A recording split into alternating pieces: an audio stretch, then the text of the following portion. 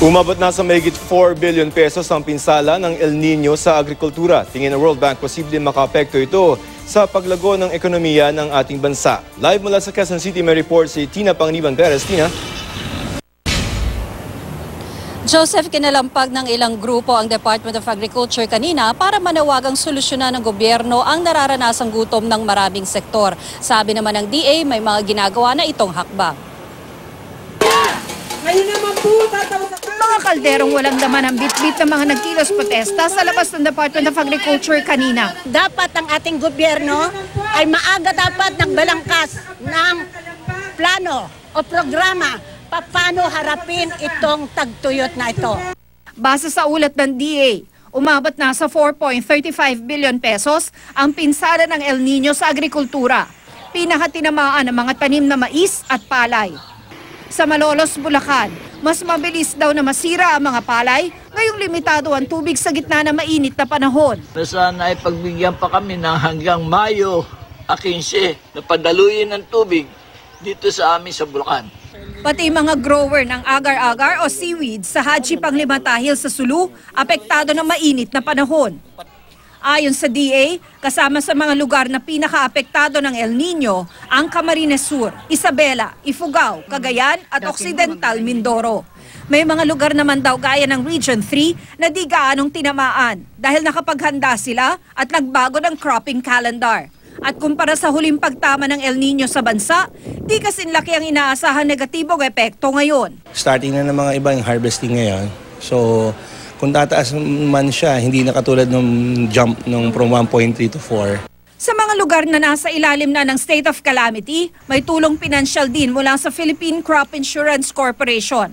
Survival Recovery Funds na 5,000 pisong grant at 15,000 pisong pautang na walang interes at tulong sa fertilizer at seeds pagpanahon na ng pagtatanim.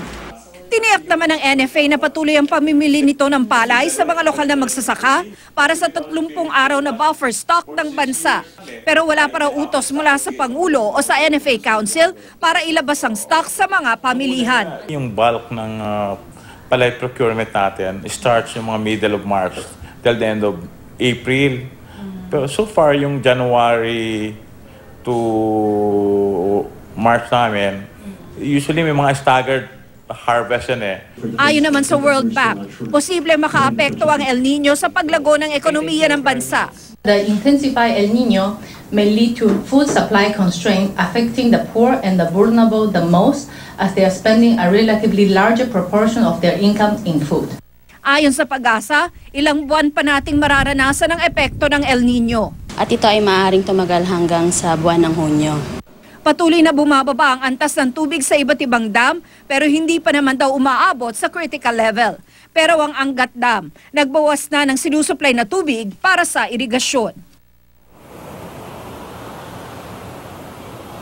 Ayon sa Pag-asa, may ilang local thunderstorms nang nararanasan sa ilang lugar sa bansa, kaya kahit paano raw ay nakabawi na ang ilang probinsyang tinamaan ng El Nino. Joseph? Paano ngayon yan? Ang tanong plano ng Department of Agriculture kasi parang pasimula pa lang yung sinasabi ng Pag-asa na tag-init ay 4.3 billion na agad yung nalulugi sa atin. Paano ngayon kung hanggang June pa to? Ano yung mga plano ng DA both for the industry, no, sa rice industry at para hindi naman maapektuhan yung ating ekonomiya ng ganun-ganun na lang? Maliban doon sa insurance from the Philippine Crop Insurance Corporation at saka yung 5,000 peso grant at saka yung 15,000 pesos na soft loan, meron din daw QRF o Quick Response Fund ang Department of Agriculture na pwedeng gamitin sa mga ganitong sitwasyon. At yung ongoing daw na tulong nila sa mga magsasaka, meron silang ginagawang water management para doon sa mga probinsyang meron pang water source. Meron ding mga regional offices o provincial offices ang Department of Agriculture na nagpapahiram daw ng pumping engines para daw magkaroon ng irigasyon o patubig doon sa ilang sakahan na nangangailangan nito, Joseph. Let's go naman dun sa stock natin ng bigas. Kasi kung halimbawa na apektado yung produksyon ng palay at bigas, ay baka na naman sumunod na naman yung problema sa rice shortage. So ano sa sinasabi ng NFA dyan? Do we have enough stock? At hindi ba tayo magkakaroon ng rice shortage because of El Nino?